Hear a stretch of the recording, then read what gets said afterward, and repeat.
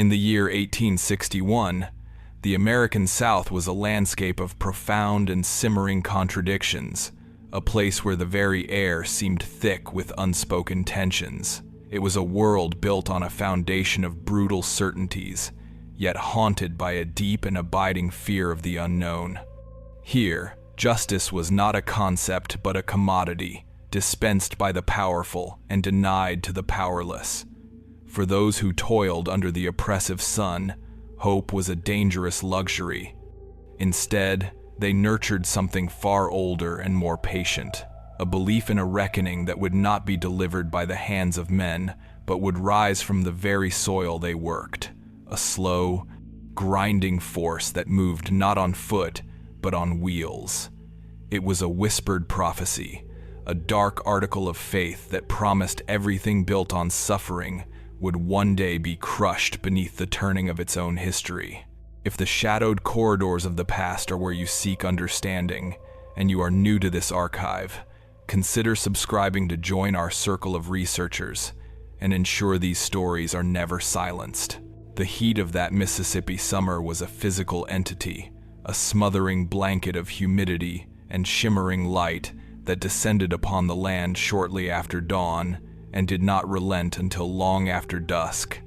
It leached the color from the sky, leaving it a pale, washed-out shade of white, and it baked the sprawling cotton fields until the rich soil cracked into an intricate mosaic of fissures, like a land in constant, silent agony.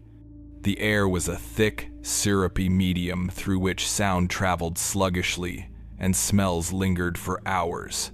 The cloying sweetness of honeysuckle, the sharp tang of pine, and the ever-present, earthy scent of human sweat. Towering thunderheads would often build in the late afternoon, their bruised purple and gray bellies promising a deluge that almost never came, their empty threats serving only to amplify the oppressive weight of the atmosphere. The plantation itself was a kingdom unto itself, its boundaries marked by dense, unforgiving woods and slow-moving, mud-brown rivers. At its heart stood the planter's grand residence, a monument of white columns and sweeping verandas that shimmered in the distance, an almost mythical structure that seemed to float above the harsh realities of the fields. But the true center of this world, the piston that drove its relentless engine, was not in the grand house but in the endless, geometrically precise rows of cotton that stretched to a hazy horizon. And it was in the small, weathered cabins where the enslaved community lived, clustered together as if for protection under the scant shade of a few ancient, moss-draped oak trees. Above all, the power of this place was consolidated in the person of its overseer, a man named William Harlan. Harlan was the fulcrum upon which the entire enterprise rested. His authority was not merely granted, it was a force of nature in its own right, as constant and as oppressive as the summer heat. He was a man of unremarkable stature, powerfully built, with skin that had been burned by the sun to the color and texture of old leather. His eyes, a startlingly pale shade of blue, were his most potent weapon. They were restless, perpetually scanning, missing no detail, a moment of hesitation in a worker's movements, a row of cotton that was not perfectly cleared, a whisper that lingered too long in the humid air. His cruelty was not born of passion or rage. It was a cold, dispassionate thing, the methodical application of force by a man who viewed the world as an intricate piece of machinery and saw the people under his dominion as mere cogs, to be maintained, repaired, or discarded as efficiency dictated. There was, however, a single, brief ritual that seemed to exist outside the rigid logic of his daily existence. Every morning, in the pre-dawn gloom of his Spartan cabin, before the first bell called the workers to the fields, Harlan would unlock a small, plain wooden box he kept beside his cot. From it, he would take a single, smooth, gray stone, no larger than a hen's egg. He would sit on the edge of his bed, the rough blanket coarse against his skin, and for several minutes, he would simply hold the stone in the palm of his hand, his thumb rubbing its cool, worn surface in slow, repetitive circles. His gaze would be fixed on the stone, his expression unreadable, his mind seemingly 1,000 miles away. He performed this small rite in absolute silence, a brief communion with some private, unknowable memory. As the first hints of light began to filter through the cracks in the cabin walls, he would carefully place the stone back in its box, lock it, and the moment would be over. The William Harlan who emerged into the morning was the one the world knew, the enforcer, the disciplinarian, the architect of fear. His heavy boots on the dry, packed earth were a drumbeat that announced the beginning of another day of unyielding order. That order was accompanied by a ceaseless soundtrack, the monotonous, grinding groan of wagon wheels. From sunup to sundown, the rumble of iron-rimmed wheels over the hard-baked soil and the squeal of ungreased axles were the plantation's true heartbeat. The wagons were utilitarian, essential tools of the trade, hauling water to the fields, tools to the workers, and, eventually, the harvested cotton to the gin. Their constant, circular motion was a physical manifestation of the lives of those who lived there, a cycle of endless labor, governed by the seasons, seemingly without beginning or end. They were as much a part of the landscape as the cracked earth itself, mundane and inescapable. But in the quiet hours, in the flickering lamplight of the cabins after the day's work was done, a different understanding of that sound was being carefully nurtured. A folklore was being pieced together from half-remembered stories and deeply felt beliefs. A mythology that recast the turning of the wheel, not as a symbol of their bondage, but as a promise of a terrible, slow-moving justice. The event that forever etched Harlan's character into the collective memory of the plantation occurred on a blistering afternoon in early August. The sun was at its zenith, a merciless white orb in a cloudless sky, and the heat was so intense it created shimmering waves that rose from the ground, distorting the world into a wavering, dreamlike image. A young man named Jude, strong and once full of life, had been faltering for over an hour, his movements becoming sluggish, his shoulders slumping under the invisible weight of the heat. Finally, with a soft sigh, he crumpled to the ground, collapsing between two rows of cotton plants, a still and silent figure amidst the rustling green leaves. The line of workers hesitated, a collective intake of breath rippling through their ranks, but no one stopped. To stop was to invite Harlan's attention, and that was a thing to be avoided at all costs. The overseer had been watching from his horse in the shade of a large oak at the field's edge. He did not react with anger or alarm. Instead, he dismounted with a slow, deliberate grace, looping the reins of his horse around a low-hanging branch. He walked out into the sun, his boots sinking slightly into the dusty soil, his shadow stretching out long and thin behind him. He stopped beside Jude, looking down at the young man's prone form with the detached curiosity of a naturalist examining a fallen specimen. He did not offer water or assistance. Instead, he began to speak, his voice calm and measured, carrying easily in the profound stillness of the afternoon.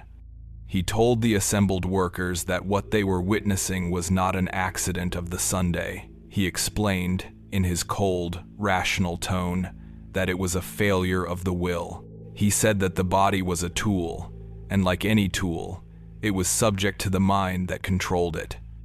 Weakness, he declared, was a form of rebellion, a cancer that, if left unchecked, would spread and destroy the productivity of the entire enterprise. He spoke of the natural order of things, a hierarchy in which the strong governed the weak, and in which discipline was the highest virtue. He made it clear that his role was not to be liked, but to be effective, and that effectiveness required him to be vigilant against any sign of decay in the system he managed. In his mind, What he was about to do was not an act of cruelty, but a necessary surgical procedure to maintain the health of the organism. The fear he saw in their eyes was, to him, a sign that the lesson was already taking hold, that order was being reinforced. With his lecture concluded, he uncoiled the long leather whip from his belt. The act was unhurried, almost liturgical. He administered the punishment with a chilling, mechanical precision, his arm rising and falling with a steady, practiced rhythm. The only sounds were the sharp, explosive crack of the whip as it broke the sound barrier, followed by the sickening, soft thud of its impact. There were no shouts of rage from Harlan, no cries of pain from Jude, who had lost consciousness. The scene was one of surreal, silent violence. Harlan's face was a mask of concentration, his brow furrowed slightly as if he were solving a complex mathematical problem. His internal thoughts were not of hatred or malice. He was thinking of yields, of quotas, of the letter he would have to write to the planter, detailing the week's progress. This act was simply another item on his list of duties, a distasteful but essential component of his profession. When he was finished, he carefully recoiled the whip, his movements precise and economical. He then gestured to two other men, ordering them to take Jude to the infirmary. His voice was devoid of any emotion, as if he were instructing them to mend a broken fence post. He then walked back to his horse, mounted, and resumed his watchful post under the oak tree, his pale eyes once again sweeping across the field, ever vigilant for the next imperfection. That evening, as darkness fell and offered a meager reprieve from the heat, a different kind of power convened in the cabins. The air inside was dense with the smell of wood smoke, boiled herbs, and the shared sorrow of the community. In the flickering, uncertain light of a few tallow lamps, the people gathered, their faces etched with a weariness that went far deeper than physical exhaustion. Here, in this private space, away from the omniscient gaze of the overseer, they did not speak of open defiance. Their resistance was more subtle, more enduring. It lived in their stories, in the shared folklore that served as their true constitution, their unwritten law. An elderly woman named Mariah, whose eyes had witnessed more than a lifetime of suffering, was the custodian of this lore. As she gently tended to Jude's wounds, her gnarled fingers surprisingly deft, she began to speak. Her voice was a low, resonant hum, a sound that seemed to emanate from the earth itself. She did not talk of earthly justice. She spoke of the land's memory. She told the story, passed down from her mother and her mother's mother before her, of how the soil remembers every act of cruelty it is forced to witness. Every drop of blood, every unshed tear, every silent scream of anguish, she explained, is absorbed into the ground, held in a patient, waiting reservoir of sorrow. When the debt of this sorrow becomes too great for the land to bear, she said, the land itself exacts its own payment. This payment, Mariah whispered, often took the form of an ordinary object, a tool of their own labor turned into an instrument of vengeance. It often came as a wheel. She described how the spirit of this accumulated pain would enter a simple wagon wheel, imbuing it with a singular, terrible purpose. This reckoning wheel, she said, would then begin to turn, not by the pull of an ox or a horse, but by an unseen, unstoppable force, and it would seek out the one whose cruelty had finally tipped the scales. It would not be hurried. It would be as patient as the seasons, as inevitable as the setting of the Sunday. Another man, Silas, his face illuminated by the dancing lamplight, added that he had heard a traveler speak of the war that had begun in the north. The traveler had called it the Great Turning. He had said that the entire country was a great wheel that had been stuck for too long, and that the cannons were the sound of it finally breaking free, beginning a slow, agonizing rotation toward a new and unknown alignment. The people listened in rapt silence. These were not idle tales to frighten children. They were a sophisticated and deeply felt theological framework, a way to impose a moral order on a chaotic and immoral world. They were an article of faith that William Harlan's power, for all its apparent totality, was a fleeting, insignificant thing when measured against the long memory of the earth. His authority came from a piece of paper signed by a distant planter. The authority of the wheel came from the blood and tears of their ancestors. Meanwhile, Harlan made his final patrol of the night, his horse's hooves making soft thudding sounds in the dust. He was a man of facts and figures, of ledgers and schedules. He had no time for the superstitions that he knew flourished in the dark corners of the plantation. He believed in what he could see and touch, the healthy green of the cotton plants, the strength of the mules, the solid leather of the whip in his hand. The world to him was a straightforward affair, governed by power and will. As he rode along the narrow track that bordered the deep woods, his horse suddenly stopped, its ears pricked forward, and it let out a low, nervous snort. Harlan, ever alert, reined the animal in, his hand instinctively going to the pistol at his hip as his eyes scanned the shadows. There on the path ahead, half swallowed by the encroaching darkness, was a broken wagon wheel. It was a common enough piece of debris, yet there was something profoundly unsettling about it. One section of the thick iron rim had been violently bent inward, and several of the wooden spokes had been shattered, their splintered ends pointing skyward like broken fingers. Harlan dismounted, his boots crunching on the gravelly soil. He nudged the object with his foot. A feeling of strange disquiet began to creep over him, a sensation he could not name and did not welcome. He leaned closer, squinting in the dim moonlight, and saw a dark, almost black stain marring the splintered wood of one of the broken spokes.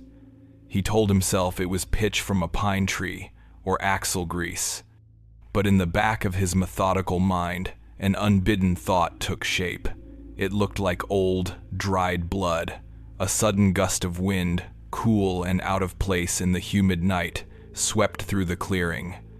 It whistled as it passed through the gaps between the broken spokes, creating a low, moaning sound, a hollow and mournful note that seemed to hang in the air long after the wind had died. Harlan felt a shiver, an involuntary tremor that had nothing to do with the temperature. He shook his head, angry at himself for the moment of foolishness. It was just a broken wheel. He mounted his horse and rode on, but the memory of that strange, hollow sound followed him, a discordant whisper in the vast, silent darkness. The following morning, the sun rose with the same indifferent fury, its light spilling over the horizon and quickly burning away the thin, cool air of the night. A small crew of workers was dispatched at dawn to clear the outer paths, a routine task that involved removing fallen branches and ensuring the way was clear for the wagons that would soon begin their ceaseless journeys. It was this crew, moving with the slow, practiced economy of motion that defined their lives, that came upon the broken wheel. They saw it from a distance, a dark, skeletal shape lying in the pale dust of the path, looking like the carcass of some strange, angular beast. As they drew closer, a palpable silence fell over the group. This was the object the overseer had seen, but his was a solitary, fleeting encounter in the deceptive light of the moon. Theirs was a collective discovery in the stark, unforgiving clarity of day. They stood in a loose semicircle, their tools held loosely at their sides, their faces a mixture of apprehension and a kind of grim, magnetic curiosity. The violence of the object's destruction was more apparent now. The wood was not merely cracked, it was splintered into vicious, dagger-like shards, the grain of the oak torn apart as if by a tremendous, explosive force. The iron rim, thick as a man's wrist, was not just bent but twisted, its perfect circle violated into a grotesque, agonizing shape, and there, on one of the shattered spokes, was the dark stain. In the morning light, there was no mistaking it. It was not sap, not grease, not pitch. It was blood, old and blackened, that had soaked deep into the wood's fibers, leaving a permanent, indelible mark. No one spoke. The sound of the insects in the surrounding trees seemed to swell to fill the void, a high, keening thrum that felt like the sound of the heat itself. They did not touch the wheel. They seemed to understand, with a primal, instinctual certainty, that this was not a piece of common debris. It was an artifact. It was a message. Their silent vigil was eventually interrupted by the arrival of another figure, a man named Malachi. Malachi was not a field hand. A childhood fever had left him with a pronounced limp, rendering him unfit for the grueling physical labor of the cotton rows. He served instead as a sort of caretaker for the tools and the animals, a position that afforded him a degree of mobility and observation that the others did not have. He was a quiet, contemplative man, known for two things: the small, impossibly detailed birds he constantly whittled from scraps of wood, and the unsettling, prophetic weight of his words when he chose to speak. He carried with him an air of ancient sorrow, a sense that he was seeing not just the world in front of him, but the long, bloody history that had led to its creation. He approached the group, his gait uneven, his dark eyes fixed on the broken wheel. He leaned on a staff of polished hickory, his knuckles white. After a long moment of silent contemplation, he began to speak, his voice not loud, but possessed of a strange carrying quality that cut through the morning haze. He told them that what they were looking at was a sign. He said that the war in the North was not just a conflict between armies of men in blue and gray uniforms. It was a symptom of a deeper sickness, a great unraveling of the world's fabric. He explained that the land itself was groaning under the weight of its accumulated sins, and that it was beginning to shrug off the burden. He pointed a long, bony finger at the wheel. He told them that this was how the land spoke, not with a voice, but with iron and wood. He said a great turning had begun, and that all the old certainties were being broken, just like the spokes of that wheel. He then spoke of a folklore that was older than any of them, a story of how tools of servitude could become instruments of judgment. He said that when a man's cruelty becomes so great that it offends the earth itself, the earth will mark him, and the mark is often a circle. The wheel, he declared, is a promise. It is the shape of the sun, the shape of the moon, and the shape of the path that a condemned soul must walk. It turns and turns and always returns to where it began. The wheel, he said, has been sent to find a man on this plantation. It has his name written upon its broken rim. His words hung in the thick, humid air, words of mythic fatalism. He was giving voice to the fear and the secret, forbidden hope that had been whispered in the cabins the night before. He was transforming a piece of broken equipment into a sacred object, a vessel of a justice they had all but despaired of ever seeing. The other workers listened, their faces impassive but their eyes wide, absorbing every word. Malachi's pronouncements felt less like superstition and more like a diagnosis, a clear and terrifying explanation for the sickness they all felt in the air around them. This was no longer just a story told in the dark to soothe wounded souls. Here, in the bright light of day, was the physical proof, the tangible omen. The wheel was real. The spell was broken by the sharp, authoritative crack of a horse's hooves. William Harlan rode into the clearing, his face set in a grim, impatient mask. He had seen the gathering from a distance, a clear violation of the morning's work schedule, an inefficiency that grated on his very soul. He took in the scene with a single, sweeping glance, the workers standing idle, the strange, almost religious awe on their faces, and the object of their fixation lying in the dirt. A flicker of something, perhaps the memory of his own unsettling encounter the night before, crossed his face, but it was gone in an instant, replaced by a cold, contemptuous anger. He did not need to be told what was happening. He could feel the currents of superstition in the air, a force that was, in its own way, as threatening to his authority as open rebellion. It was a rot, a weakness of the mind, and it had to be excised. He dismounted and strode toward the wheel, his boots kicking up clouds of dust. He ordered the men to get back to their work, his voice a low, dangerous growl. He told them they were fools, children scared of shadows. He stated that it was a broken piece of a wagon, nothing more. He said that wood rots and iron rusts, and that there was no magic in it, only decay. To prove his point, he kicked the wheel with all his considerable strength. The rusted iron rim clanged pitifully, and the shattered frame shuddered, a pathetic, broken thing. He then issued a new set of orders. He wanted the wheel brought to the burn pile behind the blacksmith's shed. He wanted it destroyed, reduced to ashes, and melted slag, erased from existence. He would not have this monument to ignorance and fear contaminating his plantation. He stood, hands on hips, and watched as two of the men, their faces carefully blank, reluctantly heaved the heavy, awkward object from the ground and began to carry it away. Harlan felt a grim sense of satisfaction. He had faced the specter of their fear and had broken it with the simple, practical application of his will. He had restored order. Yet, as he watched the men haul the ruined wheel toward the blacksmith's shed, he found that his own mind was not as orderly as he would have liked. The image of the dark, bloody stain on the splintered wood was proving stubbornly difficult to erase. The hollow, moaning sound the wind had made as it passed through the broken spokes seemed to linger in his ears. He dismissed it as a trick of the mind, an echo of the foolishness he had just witnessed. He was a rational man, a man of cause and effect. A wheel was a circle of wood and iron designed to reduce friction.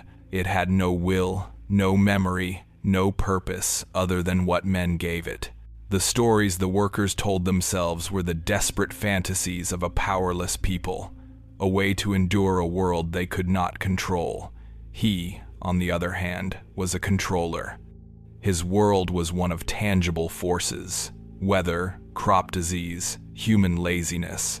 These were the enemies he fought, and he fought them with discipline, strength, and the unflinching application of pain.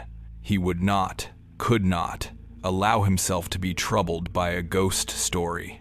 Later that day, he personally oversaw the wheel's destruction. He stood by the burn pile, his arms crossed over his chest, as the splintered frame was thrown onto a heap of scrap wood and doused in kerosene. He tossed the match himself.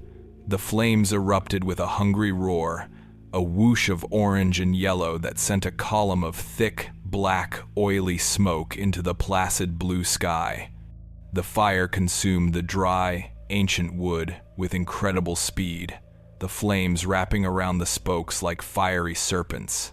The rusted iron rim glowed a dull, menacing red in the intense heat, slowly sagging and losing its shape as the wooden structure that supported it turned to charcoal and then to ash. Harlan stayed until the very end, until the fire had burned itself out, and all that remained was a pile of glowing embers and the blackened, twisted skeleton of the iron rim, now barely recognizable. He felt a sense of finality, of closure. The omen had been unmade, its power broken, but the destruction of the physical object did not destroy the idea it had planted.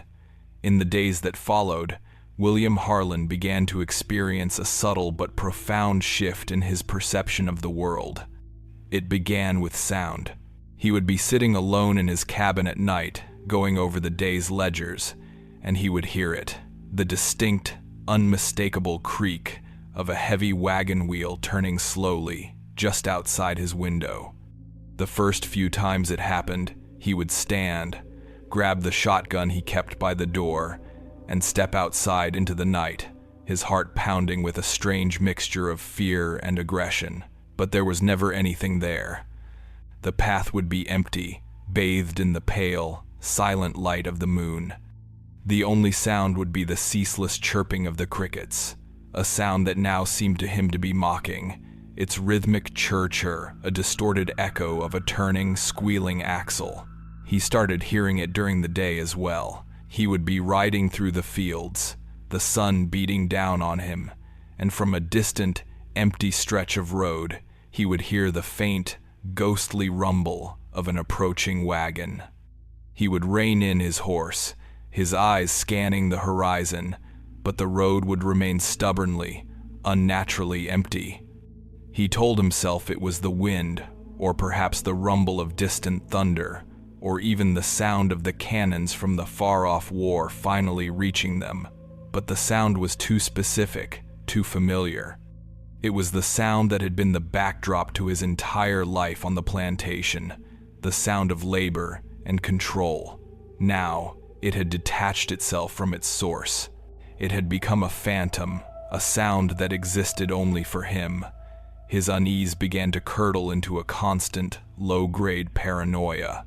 He found himself watching the wagons on the plantation with a new, suspicious intensity. He would examine their wheels, searching for any sign of fracture, any hint of weakness. He became obsessed with the maintenance of the running gear, berating the blacksmith for the slightest spot of rust on an axle pin or the smallest squeak from a hub. His men began to exchange wary glances. The overseer's famous, cold-blooded composure was beginning to crack, replaced by a tense, unpredictable irritability. The nights became the worst. Sleep offered little escape. His dreams were filled with circular, turning shapes. He would dream of standing in the middle of a vast, empty plain under a sky filled with 100 spinning moons.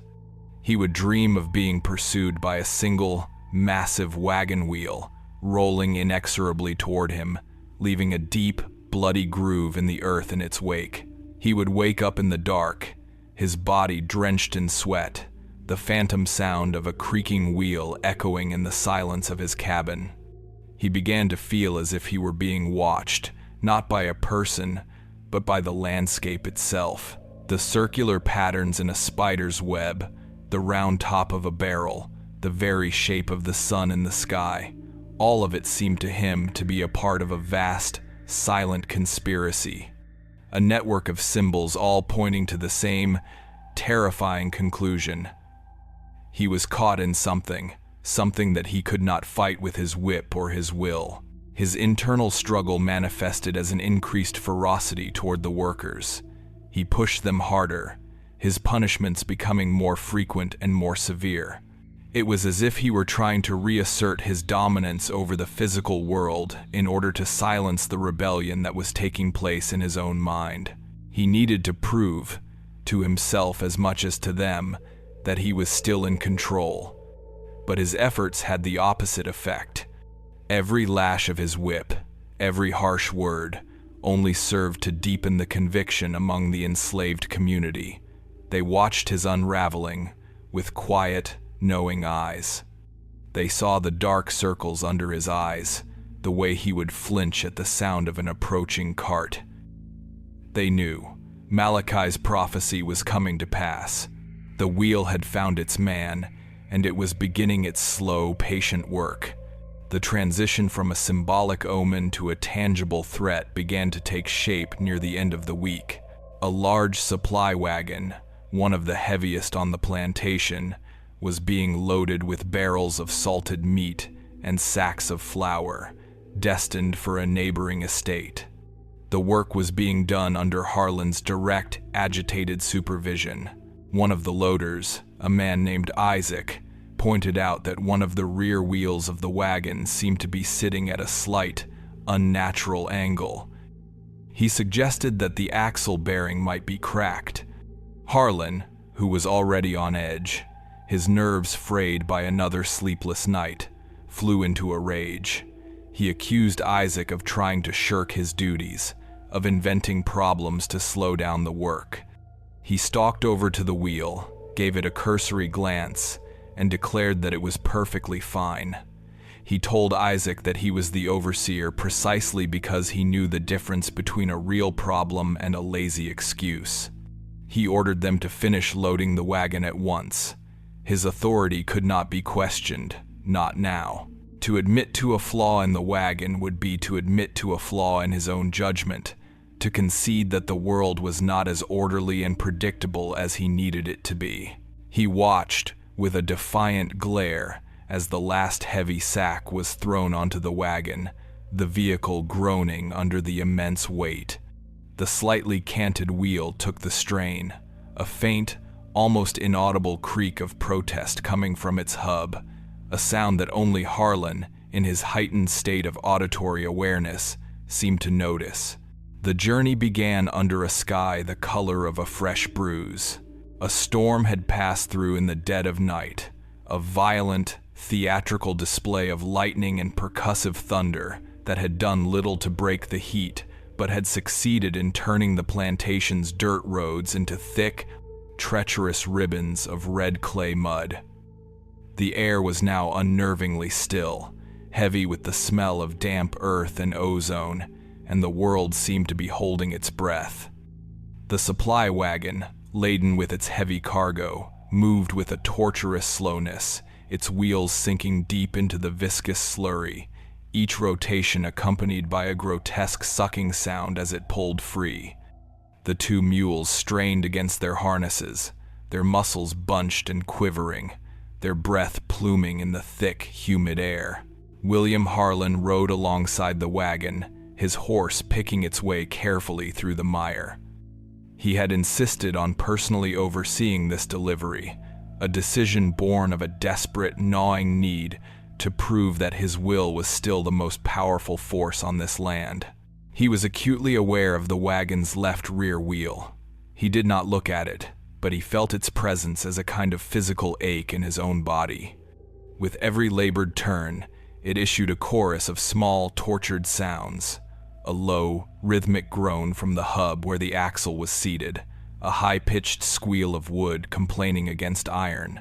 The sounds were a direct contradiction to his authority, a persistent, mechanical dissent against his declared reality. He had pronounced the wheel sound, and yet it was audibly, demonstrably failing.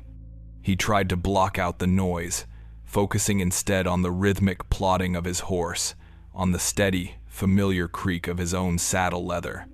But the sounds from the wagon were insidious. They wormed their way into his hearing, becoming the dominant rhythm of the morning, a soundtrack for his own escalating anxiety. He found himself clenching his jaw, his knuckles white on the reins, as if he could by sheer force of will hold the damaged wheel together. He urged the driver, a man named Amos, to pick up the pace, his voice sharper than he intended. Amos threw him a questioning look but complied, snapping the reins and shouting at the straining mules. The groaning from the wheel grew louder, more insistent, a long, drawn-out note of imminent surrender. The road ahead sloped gently downward before curving sharply around a dense thicket of water oaks and tangled briars. This was the most treacherous part of the journey, a place where the mud was deepest and the path narrowest. As the wagon began its descent, gravity added its weight to the equation. The vehicle picked up a dangerous amount of speed, the heavy barrels and sacks shifting with a series of dull, ominous thuds. Harlan felt a knot of pure, cold dread tighten in his stomach. The groaning of the wheel was now a continuous, high-pitched scream of stressed wood and metal. He knew, with a sudden, gut-wrenching certainty, what was about to happen. He opened his mouth to shout a warning to Amos, but the word was lost, swallowed by the catastrophic sound of the world coming apart. It was not a single, sharp crack, but a brutal, composite noise, the deep, resonant boom of the thick oak axle snapping in two, followed instantly by the shrieking protest of tortured iron as the wheel, finally liberated, tore free from its mounting. Time seemed to bifurcate. On one hand, the event was a lightning-fast cataclysm of violence. The massive wagon, its balance irrevocably destroyed, slewed sideways with incredible force. The terrified mules screamed, a high, piercing sound of animal terror, as the vehicle's lurching weight threatened to drag them down. The wagon tilted, hung for a breathtaking, impossible moment at a 45-degree angle, and then crashed onto its side with a deafening, earth-shaking impact. Barrels of meat and sacks of flour were thrown clear, bursting on impact and scattering their contents across the muddy road. The air was filled with the smell of splintered pine, spilled brine, and raw, terrified panic. For Harlan, however, the moment stretched into a long, surreal, and silent ballet of destruction. He saw the wheel separate from the wagon, not as a blur, but with a preternatural clarity. It seemed to float for an instant, suspended in the air, its iron rim glinting in the flat morning light. He saw the individual spokes, the dark, stained one from his memory among them. Then, as the wagon collapsed, the wheel fell to the earth and, propelled by the vehicle's forward momentum, began to roll. It did not topple. It rolled straight and true, gathering speed as it moved down the slight incline. It seemed to have a purpose, a destination. It rolled directly toward him. He was frozen, his mind unable to process the sheer impossibility of it. His horse, reacting with an instinct far quicker than his own, reared violently, its eyes wide with terror. It was this panicked, animal reaction that saved him. The horse's sudden movement threw Harlan from the saddle. He landed hard in the soft, forgiving mud, the breath driven from his lungs in a single, ragged gasp.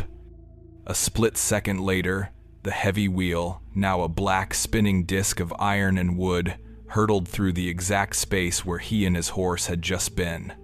It passed so close he felt the wind of its passage on his cheek before it finally lost its momentum, wobbled, and crashed into the dense undergrowth of the thicket, where it came to rest with a final, shuddering sigh. Silence descended, a profound and ringing emptiness that was more shocking than the noise it had replaced. It was broken first by the pained, terrified snorting of the mules, tangled in their harnesses, and then by a low, human moan. Harlan pushed himself up onto his elbows, his body caked in a thick layer of red mud, his ears ringing. He was, impossibly, completely unharmed, not a scratch, not a bruise. He looked at the scene of the wreck. It was a tableau of utter devastation. The wagon was a ruin, its frame splintered, its cargo strewn across the road. The driver, Amos, lay half-pinned beneath the overturned driver's box, his leg bent at an unnatural angle. The other worker, Isaac, the one who had warned him about the wheel, had been thrown clear but had landed badly, and now he was clutching his arm, his face a mask of agony. Harlan's horse, its leg clearly broken, was thrashing in the mud, its panicked cries a heartbreaking sound of pure suffering. And there, nestled in the green foliage of the briar patch, was the wheel, intact, patient, as if it were simply waiting. Help arrived in the form of a small group of women who had been gathering herbs in the nearby woods. Among them was an old woman named Beulah. Beulah was ancient, her skin a network of fine, deep wrinkles, her eyes clouded with cataracts but possessing a gaze that seemed to see beyond the surface of things. She was a figure of both respect and fear, a keeper of the old ways, a woman who was said to be able to read the signs the land gave. While the other women rushed to help the injured men, trying to free Amos from the wreckage and fashioning a crude splint for Isaac's arm, Beulah walked directly to William Harlan. She moved with a slow, deliberate shuffle, her bare feet making soft impressions in the mud. She stopped in front of him, ignoring the mud that covered his clothes and face, and looked at him with her clouded, strangely penetrating eyes. She did not offer him comfort or assistance. She simply stood there for a long moment, her presence a silent, heavy judgment. When she finally spoke, her voice was a dry, rasping whisper, like the sound of dead leaves skittering across hard ground. She told him that he was a lucky man. She said that the wheel had tasted his name but had spit him out. She explained that this was not a failure of its purpose, but a message. It was a warning. She whispered that the wheel had shown him what it could do, that it had given him a glimpse of its power, but that its patience was not a thing to be tested. It had claimed the horse, she said, as a tithe, a small payment on a much larger debt. Next time, she murmured, her voice dropping even lower, it would not be satisfied with the beast. It would demand the rider. Having delivered her pronouncement, she turned away from him and went to join the other women, her small, bent form moving with an unshakable, ancient authority. Harlan was left standing alone in the middle of the carnage, the old woman's words echoing in his mind, colder and more terrifying than the physical shock of the accident. He was not a survivor. He was a man on reprieve. The news of the accident and of Harlan's miraculous escape spread through the plantation like a fever. It was all the confirmation the enslaved community needed. The whispers were no longer speculative. They became statements of fact. The folklore had been made flesh, or rather, wood and iron. Malachi's prophecy was now gospel. They watched the overseer now with a new kind of expression. The fear was still there, for he still held the whip and the power of life and death over them, but it was now mingled with a kind of morbid fascination, a detached pity. They were no longer looking at their tormentor. They were looking at a ghost, a man who was already walking in his own grave, who simply did not have the sense to lie down. His survival was not a sign of his strength or luck, but a testament to the curse's cruelty. It was toying with him, drawing out his terror, making him a living spectacle of its power before the final, inevitable act. For Harlan, the world had become a torture chamber of his own mind. The near miss had shattered the last vestiges of his rational skepticism. He was no longer questioning whether he was paranoid. He was now certain that he was being hunted. The phantom sounds of turning wheels were no longer intermittent. They were a constant, maddening companion, a low, grinding hum that existed just at the edge of his hearing, a sound that no one else could hear but that for him was as loud and as real as his own heartbeat. He stopped sleeping almost entirely. When exhaustion finally claimed him, his dreams were vivid, hyper-realistic nightmares of relentless, circular motion. He dreamt he was bound to the rim of a colossal, spinning wheel, seeing the world as a nauseating, repeating blur of sky and earth. He dreamt he was in a hall of mirrors where every reflection was a wagon wheel, all of them turning in unison. He would wake with a choked scream, his heart hammering against his ribs, the phantom grinding sound seeming to come from inside his own skull. He retreated to his cabin, effectively abandoning his duties. He barricaded the door and covered the single window with a thick blanket, plunging the room into a perpetual, suffocating gloom. But the darkness offered no solace. In the shadows, his mind played tricks on him. The circular grain in the wooden walls seemed to writhe and spin. A coil of rope in the corner looked like a serpent that had swallowed a wheel.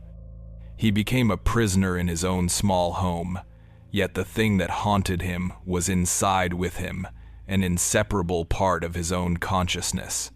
He was a man being devoured from the inside out by a single, simple shape. He was spiraling into a madness defined by the geometry of a circle, trapped in a loop of terror that had no beginning and promised no end. It was during the third day of his self-imposed isolation that a new sound intruded upon his private hell. It was a low, percussive, and distant rumble, different from the phantom grinding in his head. This sound was real, a deep, guttural booming that seemed to vibrate up through the floorboards of the cabin, a physical sensation as much as an auditory one. At first, his terrified mind tried to interpret it as the sound of a monstrous, impossibly large wagon approaching. But as the sound continued, a steady, intermittent thumping, he recognized it for what it was. It was the sound he had been hearing rumors about for months, a sound that until now had been an abstraction. It was the sound of cannon fire. The war, which had been a distant, political concept, a thing of newspapers and letters, had finally announced its physical arrival. The chaos of the nation was no longer at his doorstep. It was in his bones. The external world, with all its violence and disorder, was coming, mirroring the utter collapse of the world within his own head. And he knew, with a certainty that was as cold and hard as a tombstone, that the war would bring with it soldiers, and soldiers would bring with them wagons, hundreds and hundreds of them. The distant, intermittent booming of cannons became the new heartbeat of the land. It was a sound that defied the natural order, a deep, guttural concussion that was felt as much as it was heard. It traveled through the soles of one's feet, a tremor from a world that had, until now, existed only in rumor and in the worried conversations of men in white suits on shaded verandas. For the enslaved community, the sound was ambiguous, a terrifying portent of violence that also carried a fragile, unspoken seed of revolutionary hope. For William Harlan, barricaded in the self-imposed darkness of his cabin, the sound was the fulfillment of a prophecy. It was not the sound of armies clashing, it was the sound of his own personal apocalypse arriving. In his fractured mind, the rhythmic thunder was not the report of artillery, but the approach of the colossal, monstrous wheel from his nightmares. Each earth-shaking impact, the sound of it crushing a mountain as it rolled inexorably toward him. The war arrived not as a charging line of infantry, but as 3 lone riders on exhausted, mud-spattered horses. They were Union scouts, an advance party pushed far ahead of the main column, their blue uniforms so faded and stained with dust and sweat that they seemed almost gray.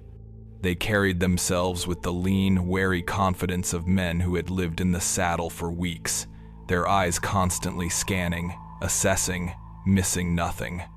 Their presence on the main road of the plantation was a profound violation, an ideological tear in the very fabric of that world. They represented the inversion of all that Harlan had built his life upon. They were chaos made manifest, and they had come for the tools of his trade. Their officer, a young captain with a sparse, blonde beard and eyes that held a weary seriousness far beyond his years, did not request an audience with the planter, who had long since fled to the relative safety of a nearby city. He demanded to see the overseer. The summons forced Harlan from his sanctuary. He emerged into the glaring daylight, blinking like a creature of the night, his face pale and gaunt, dark circles etched beneath his haunted eyes. The sight of the blue-clad soldiers on his road, their horses drinking greedily from a water trough as if they owned it, sent a jolt of pure, undiluted rage through him. It was a violation of an almost sacred nature. This was his domain, and these men were a foreign contaminant. He strode toward them, his body thrumming with a desperate, frantic energy, a man trying to physically project an authority that he felt draining out of him like sand through a sieve. The captain was polite, but his tone was one of absolute, unassailable command. He informed Harlan that under the Articles of War, he was requisitioning supplies for the United States Army. He needed wagons, mules, horses, and any preserved food they could spare. He spoke the words calmly, as if discussing a simple business transaction, but the steel in his voice made it clear that this was not a negotiation. For Harlan, the demand for wagons was a personal, metaphysical assault. They were not just taking his equipment, they were taking the very instruments of his damnation, multiplying them, preparing to unleash a legion of his own personal demons upon the land. He began to argue, his voice rising, bordering on hysterical. He told the captain that the equipment was the private property of the planter, that they had no right. The captain simply looked at him, his expression one of faint, clinical pity, the look a doctor might give a man suffering from a delusion. He told Harlan that private property was a concept that was currently under vigorous and violent renegotiation. He then turned to his sergeant, a burly, hard-faced man, and ordered him to begin the inventory. Harlan was forced to stand by, a powerless spectator, as the Union soldiers, aided by several enslaved men who moved with a new and startling alacrity, began to systematically strip the plantation of its resources. They were efficient, methodical, and utterly indifferent to his presence. They hitched the strongest mules to the sturdiest wagons. They emptied the smokehouse of its hams and the storerooms of their sacks of grain and flour. With every wagon they commandeered, Harlan felt a piece of his own sanity being towed away. He saw the wheels, dozens of them, all lined up, all ready to turn, all seeming to mock him with their silent, circular patience. His authority had been rendered meaningless, his rage impotent. The soldiers treated him as little more than a piece of the local scenery, a mildly interesting but ultimately irrelevant native. The public humiliation was a corrosive acid in his gut. He was the overseer, he was the enforcer of order, and he had been dismissed with a glance. When the soldiers finally departed late that afternoon, leading a train of laden wagons and animals, they left behind a plantation that was crippled and a man who was broken. The distant cannon fire seemed louder now, closer, but more unsettling was the new landscape they had created. In their haste, they had discarded equipment they deemed unworthy. All across the plantation grounds, in the yards and along the paths, lay the detritus of their requisition, splintered harnesses, cracked axles, and everywhere, broken wagon wheels. Some were missing a few spokes, others were shattered entirely, their iron rims bent and twisted. They were scattered across the grounds like the bones of slain mechanical beasts, a graveyard of circles. For Harlan, it was a vision of hell. He was trapped in an open-air asylum where the symbols of his madness had become the very architecture of his reality. He could not escape them. Everywhere he looked, he saw the same fractured, accusatory shape. This final, profound assault on his reality pushed him over the edge. The cold, methodical cruelty that had once defined him was gone, burned away by the fever of his terror. In its place was a hot, unpredictable, and explosive rage. His authority had been challenged and found wanting by the soldiers. Now, he would re-establish it with a vengeance upon those who could not fight back. He needed to create a storm of his own making, a whirlwind of violence that might, for a moment, drown out the ceaseless grinding in his head. He stormed through the slave quarters, his eyes wild, searching for a target, any infraction, any excuse to unleash the roiling poison within him. He found it in a small, pathetic transgression. A young man named Cyrus had kept for himself a small sack of cornmeal, hiding it beneath the loose floorboards of his cabin to supplement the meager rations. In the pre-war order, the crime might have earned him a whipping. In the chaos of Harlan's collapsing mind, it was an act of high treason, a symbol of the rampant disorder that was consuming his world. He dragged Cyrus out into the main yard, into the center of the boneyard of broken wheels. He roared that the man was a thief and a saboteur, his voice cracking with a frantic, unhinged energy. He spoke of discipline and order, but his words were a frantic, desperate babble. He was not a judge delivering a sentence. He was a drowning man flailing at the water. He tied Cyrus to a large oak tree and began to whip him, but this was not the cold, metronomic punishment he had administered to others in the past. This was a frenzy. His arm rose and fell with a wild, sloppy abandon, his breath coming in ragged, sobbing gasps. He was not whipping Cyrus. He was whipping the Union soldiers, the cannon fire, the phantom sounds in his own head, and above all, the silent, watching wheels that littered the ground around him. The other slaves watched in horror, not just at the violence being done to Cyrus, but at the complete and terrifying spectacle of their overseer's disintegration. He was a man possessed, his humanity stripped away, leaving only a vessel of pure, screaming terror. It was this act, this final, unhinged display of brutality, that broke the spell of fear that had held the plantation in its grip for so long. The arrival of the Union soldiers had demonstrated that the old order was vulnerable. Harlan's subsequent breakdown proved it was rotten from the inside out. That night, under the cover of a moonless, starless sky, a decision was made.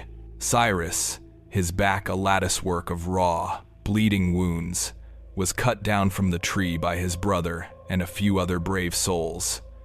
They knew that to stay now was to wait for death. A small group of them, 6 in all, resolved to make a run for the Union lines, which they believed to be no more than a day's journey to the north. Their escape required a desperate gamble. They needed to move faster than a man on foot could travel. In an act of supreme defiant irony, they decided to steal the one remaining functional wagon, a small rickety cart used for hauling firewood, and the last 2 mules the army had left behind. Their preparations were a thing of quiet, desperate haste. They moved through the shadows like ghosts, their movements economical, their voices hushed whispers. They harnessed the mules, their hands sure and steady in the dark. They threw a few meager supplies into the back of the cart, a gourd of water, the stolen sack of cornmeal, and a single, flickering lantern to light the treacherous path. The wheels of the cart were old and in poor repair, the iron rims loose, the hubs dry of grease. They groaned in protest as the fugitives began to push the cart silently down the path, away from the cabins. The sound, though quiet, was to William Harlan's ears as loud as a thunderclap. He had been sitting in his dark cabin, awake as always, listening to the symphony of his own damnation, when this new, real sound pierced through the phantom noise. A real wagon, a real wheel, turning in the night. A switch flipped in his mind. The paranoia, the fear, the rage, all of it coalesced into a single, sharp point of murderous focus. This was it. This was the source of his torment, given physical form. It was a wheel, moving in the dark, and he had to stop it. He did not think of them as runaways, as human beings seeking freedom. He saw only the turning, mocking circle. He burst from his cabin, a shotgun in one hand, and ran to the stables. He saddled his horse with a speed and efficiency that was a relic of his former, more competent self. He rode out into the night, not as an overseer attempting to reclaim his property, but as a man possessed, chasing a nightmare. The pursuit was a frantic, chaotic scramble through the darkness. The muddy roads, not yet recovered from the recent storm, made for treacherous going. The small cart, light as it was, frequently bogged down, its wheels sinking into the muck. The fugitives were forced to leap down and push, their shoulders straining against the wood, their feet slipping in the greasy clay, all while the sound of Harlan's horse grew steadily closer. The single lantern they carried cast a weak, bouncing, and utterly inadequate circle of light, creating a dizzying, disorienting world of deep, impenetrable shadows and fleeting, monstrous shapes. The air was filled with the sounds of the chase, the desperate, panicked shouts of the fugitives, the squelch of the wheels in the mud, the pounding of horses' hooves, and Harlan's own voice, a stream of incoherent, howling threats that seemed to be directed not at the people but at the wagon itself. He was screaming at the wheels, cursing them, daring them to face him. The road narrowed as it entered a dense stretch of pine forest. The fugitives, seeing their chance, urged the mules forward, hoping to lose their pursuer in the winding, tree-lined path. They rounded a sharp bend at a dangerous speed. The cart's right wheel, the weaker of the two, struck a large, half-buried tree root. The impact was jarring. There was a sharp, cracking sound, and the wheel, its spokes shattering, collapsed inward. The cart lurched violently and overturned, throwing its occupants into the muddy ditch at the side of the road. The lantern, flung from its hook, arced through the air and smashed against the cart's dry wooden frame.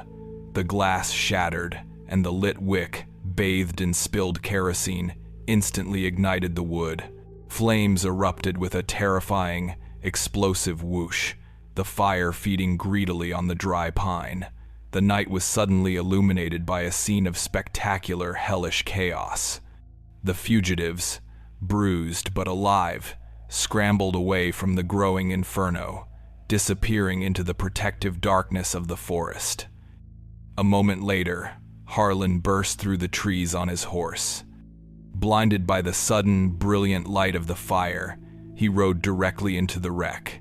His horse, screaming in terror at the wall of flame, reared and fell, trapping Harlan's leg beneath its great weight. He lay there, pinned, the heat of the fire scorching his face, the roar of the flames filling his ears.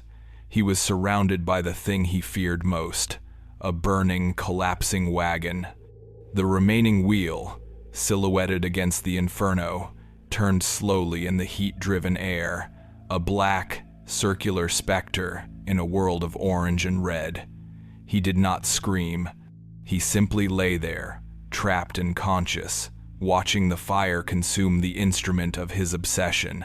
A man spared from a quick death, only to be delivered into the heart of his own personal, burning hell. The fire did not claim him.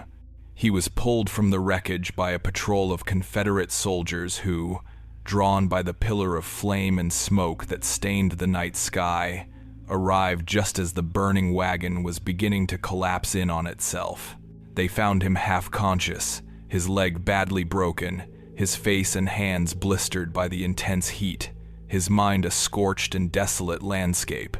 He was babbling, his words a broken, incoherent litany of wheels and circles and a debt that had to be paid. The soldiers, grim and hardened men who had seen their share of war-shattered minds, assumed he was just another casualty of the conflict, a planter or an overseer driven mad by the proximity of the fighting. They loaded him onto a makeshift stretcher and carried him to a nearby village that had been hastily converted into a field hospital. And so, William Harlan, the former king of a small, brutal kingdom, became just another piece of human debris in the great, churning tide of the war. The village was a place of organized chaos and quiet, pervasive misery. The church, the town hall, even the larger homes had been commandeered, their pews and parlor furniture replaced with rows of straw-filled cots, each occupied by a wounded or dying man.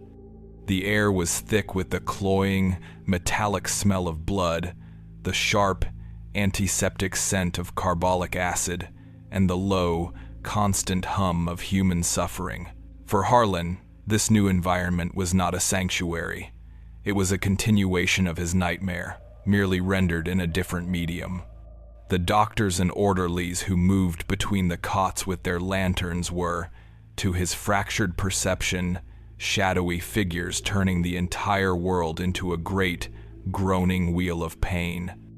The circular mouths of water buckets, the round tops of medicine bottles, the very irises of the eyes that looked down on him with pity or impatience, all were components of the vast, malevolent machinery that had consumed his reality.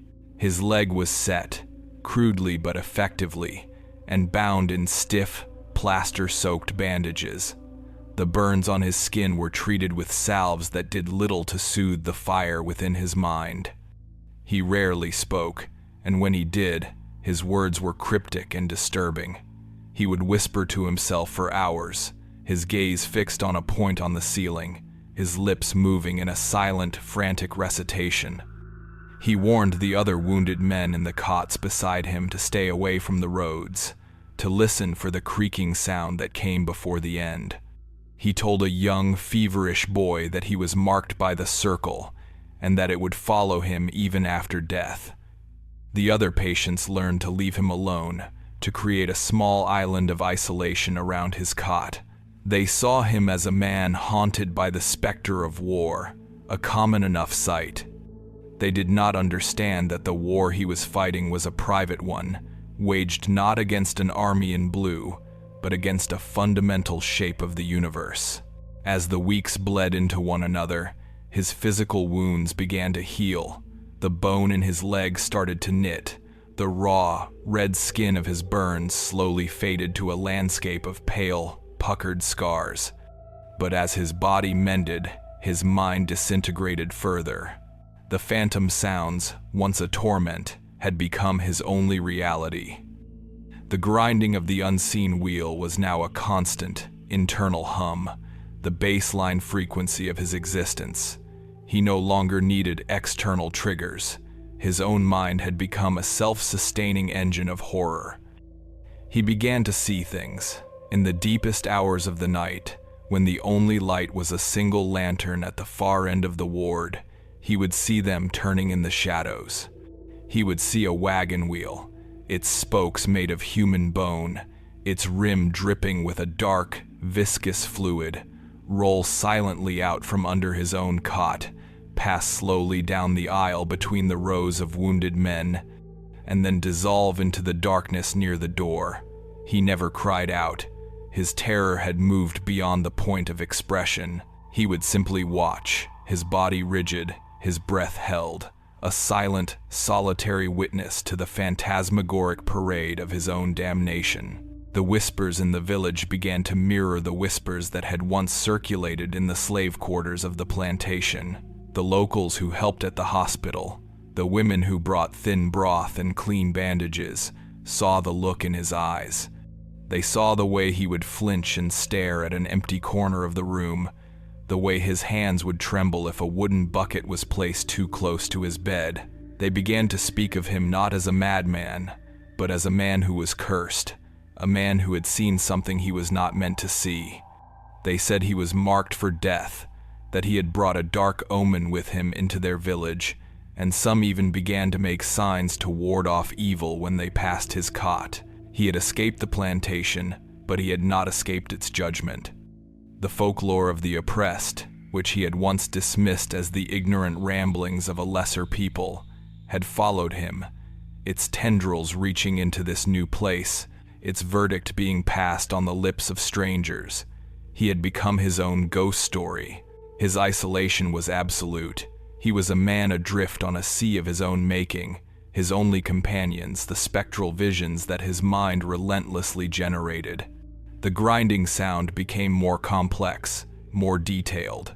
He could now distinguish the different components of the phantom noise: the dry squeal of an ungreased hub, the low, rhythmic clatter of a loose iron rim against a stone-strewn road, the splintering complaint of wood under an unbearable strain.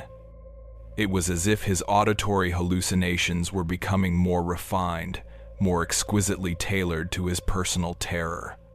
He would spend hours trying to locate the source of the sound, turning his head slowly, his eyes wide and unblinking, a man trying to triangulate the position of his own soul's executioner. One evening, a new sound intruded. It was the familiar, rhythmic squeak of a wheel, but it was not the phantom grinding from inside his head, nor was it the heavy, rumbling groan of a wagon.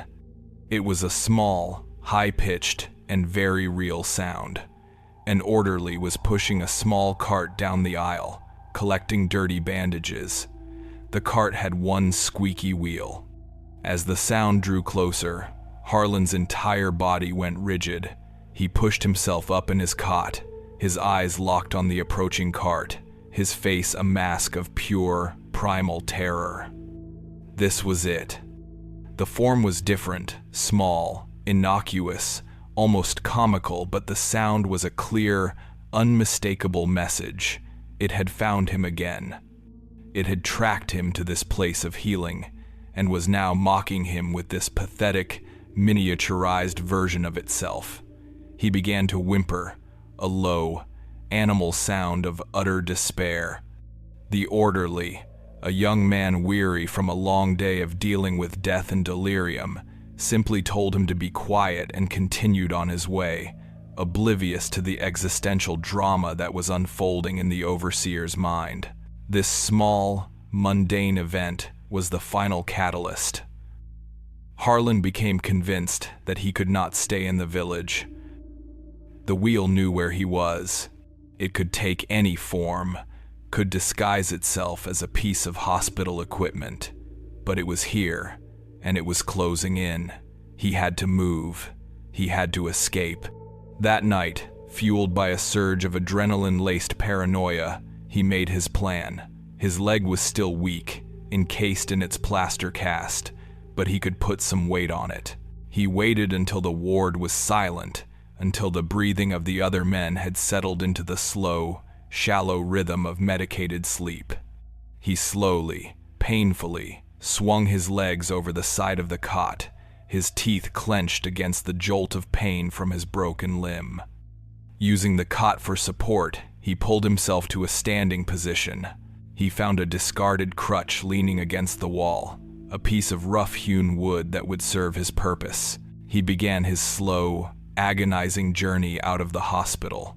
Every scrape of the crutch on the wooden floor sounded to him like a thunderclap. He expected at any moment to be discovered, to have the orderlies and doctors surround him, to be dragged back to the cot that had become his prison cell. But no one stirred. He moved like a man wading through a nightmare, his own harsh breathing the only sound in the sleeping ward.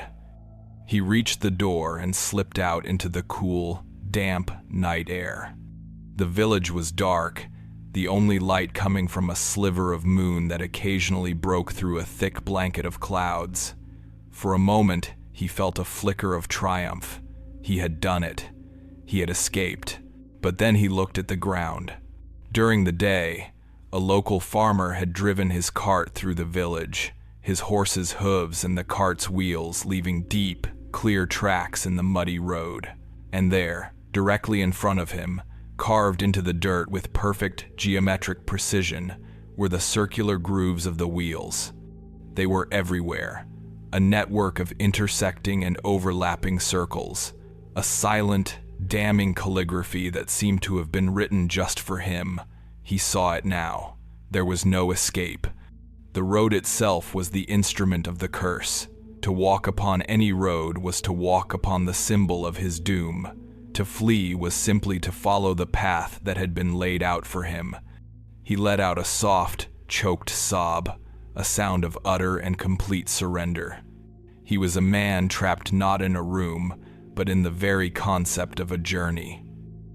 Any direction he chose would lead to the same destination. His madness had achieved a kind of sublime, terrible logic. He stood there for a long time, a lone, broken figure leaning on a crutch in the middle of a dark, silent village, surrounded by the evidence of his inescapable fate. He did not know what to do. To go back to the hospital was to return to the haunted cell. To go forward was to walk willingly into the arms of the thing that was hunting him. He was paralyzed, caught between a past he could not endure and a future he could not escape. It was in this state of profound, hopeless paralysis that a small convoy of Confederate supply wagons rumbled into the village, their drivers seeking a place to rest for the night before continuing their journey at first light. One of the wagons, carrying medical supplies, was heading in the direction of a more permanent hospital, a larger facility rumored to be a safer distance from the ever-shifting front lines. The driver saw the pathetic figure in the road, A wounded soldier clearly escaped from the makeshift ward. Taking pity on him, the driver offered him a ride. Harlan looked at the man, then at the large, heavy, spoked wooden wheel of the wagon, just inches from his face. A strange, serene calmness settled over him. He had been running from the wheel, fighting it, fearing it, but the chase was over. He could not outrun it. Perhaps then, the only thing left to do was to ride with it. With a slow, deliberate nod, he accepted the offer, allowing the driver to help him up into the back of the wagon, where he sat down amongst the crates and boxes, a willing passenger on his own final journey. The convoy departed in the thin gray wash of light that precedes the dawn.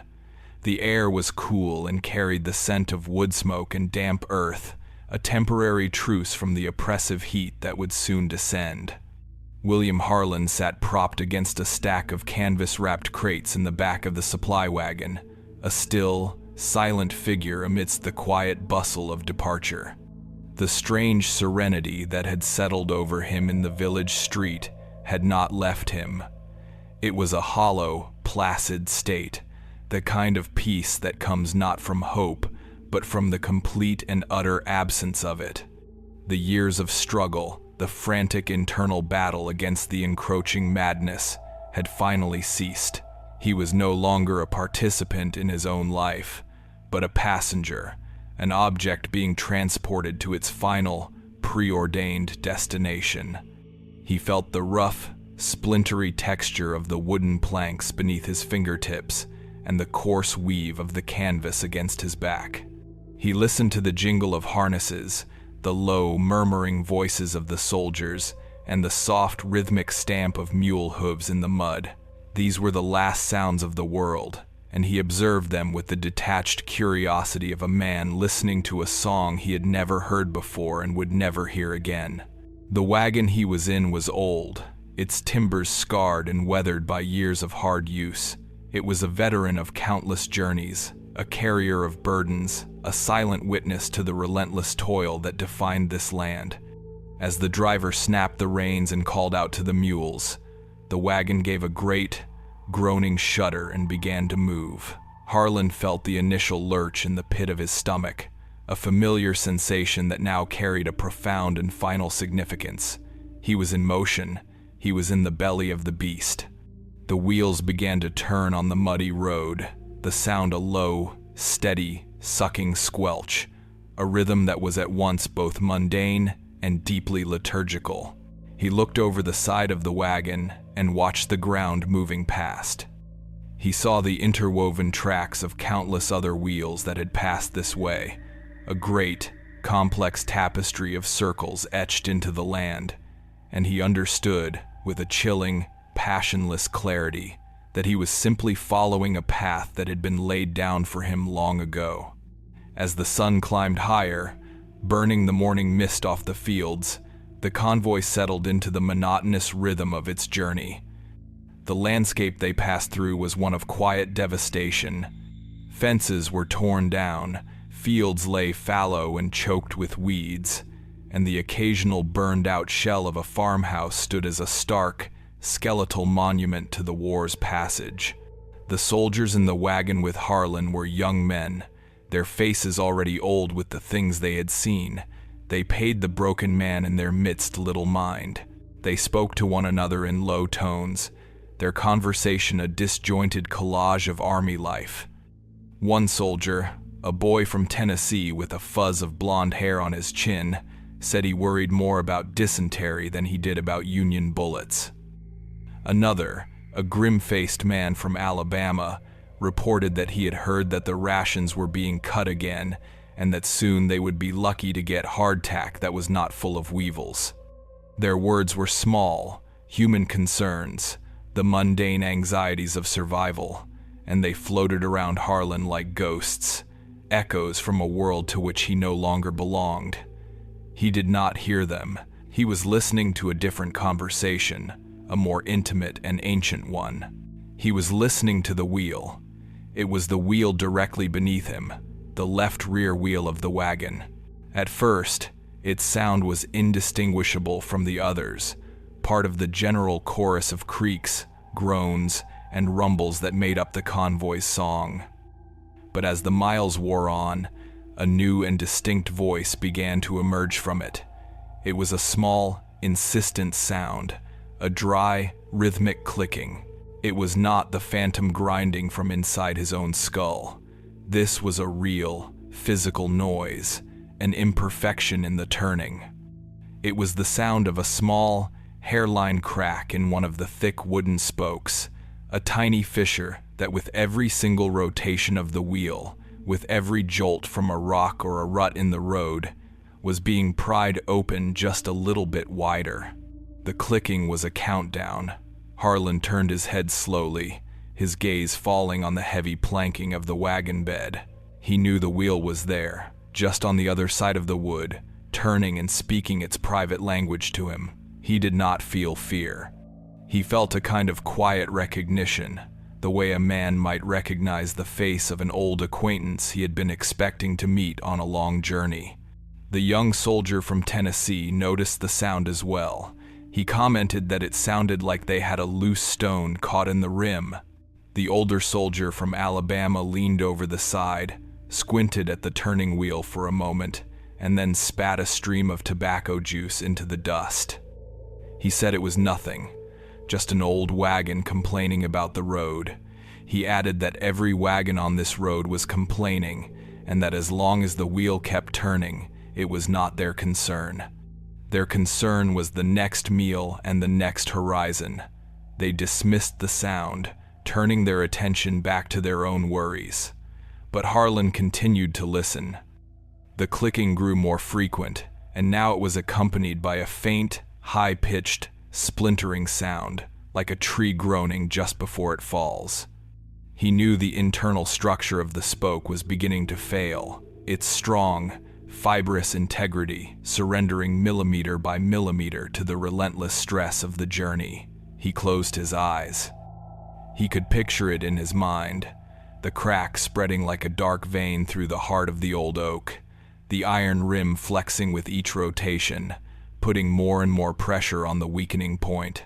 The road began to descend into a shallow, marshy valley, a place where the ground was perpetually soft and the path was deeply rutted from the passage of heavy artillery pieces. The driver urged the mules on, wanting to get through the difficult patch before midday. The wagon lurched and swayed, its frame groaning in protest. The clicking from the wheel beneath Harlan stopped.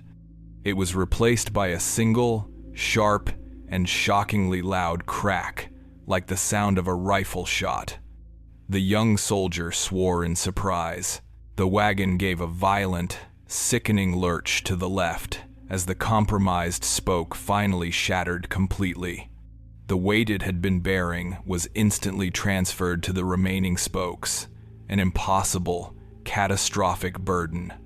For a fraction of a second, they held, and then, with a sound like a great beast snapping a bone in its teeth, the entire wheel disintegrated. The collapse was instantaneous and total. The side of the wagon dropped, throwing the contents and the passengers into a chaotic, violent explosion of motion. Crates of medical supplies, sacks of personal belongings, and human bodies were all thrown together in a single, brutal instant.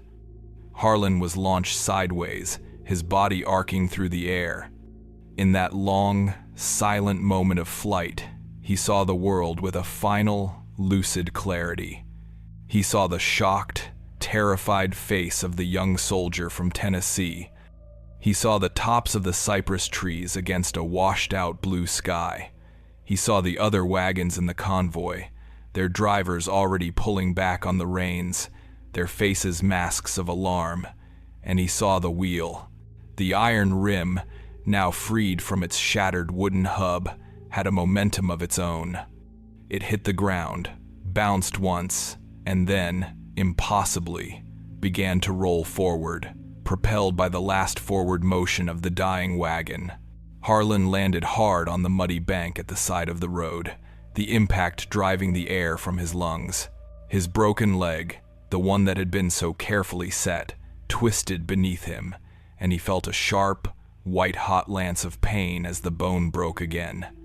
He was dazed, his vision swimming, but he was alive. He pushed himself up onto his elbows, his mind still trying to process the sudden, violent transition from peace to chaos. And then he saw it. The heavy, thick iron rim, a solid, unforgiving circle of black metal, was rolling directly toward him. It was not moving fast, but it was moving with a weight and an inevitability that was absolute. There was no malice in its approach, no anger. It was simply an object obeying the laws of motion, following a path that had been determined by the physics of the crash. It was a force of nature, as impersonal and as unstoppable as a falling stone or a rising tide. There was no time to move, no strength left to try.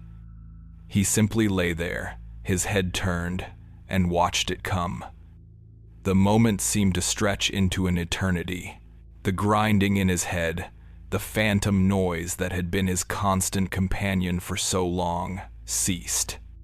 In its place was only the soft, wet sound of the iron rim cutting a clean, perfect groove in the soft mud of the road. It was the last sound he would ever hear. The impact was not a crash, but a heavy, final pressure. It caught him across the chest, and the world dissolved into a silent, crushing darkness. The silence that followed was profound. The other wagons had stopped. The soldiers, their faces pale with shock, scrambled down from their seats and ran toward the wreck. They found him immediately. He lay in the mud, his body still, one arm flung out as if reaching for something. The great iron wheel rested atop him, not as a weapon, but as a gravestone. Its perfect circular shape a stark, geometric statement against the organic chaos of the scene. A small trickle of blood, shockingly red against the brown mud, snaked its way from beneath the rim and began to pool in a shallow depression in the earth. The whispers that had haunted a plantation, that had followed a man through war and madness, had finally fallen silent. They had been fulfilled. The debt had been paid. The circle was complete. The soldiers stood in a quiet, unnerved group, looking from the dead man to the broken wagon and back to the implacable iron wheel that had served as the instrument of a judgment none of them could name. One of them, the grim-faced soldier from Alabama, removed his dusty cap and wiped the sweat from his brow. He was heard to mutter that it was the strangest thing he had ever seen. He said the man had not even cried out, that it was as if he had simply lain down and waited for it. The soldiers eventually moved the body and repaired the wagon, their movements slow and somber, their usual rough talk replaced by a heavy, thoughtful silence. When they finally moved on, they left behind a single, deep, circular groove in the mud, a mark upon the land that would remain until the next hard rain came to wash it away, a temporary scar that testified to a story the earth would not forget. The wheel of justice had turned, and somewhere, on some other broken road, another was surely beginning its slow, patient, and inexorable rotation. The record on the life and death of William Harlan is now closed. Your presence here, as a witness to its final entry, is a vital part of ensuring these accounts are preserved. If you have just discovered this channel, subscribe to the Blaspheme Archive to be certain you are among us when the next file is opened, and tell us in the comments what you believe was the true nature of the force that brought this overseer to his end.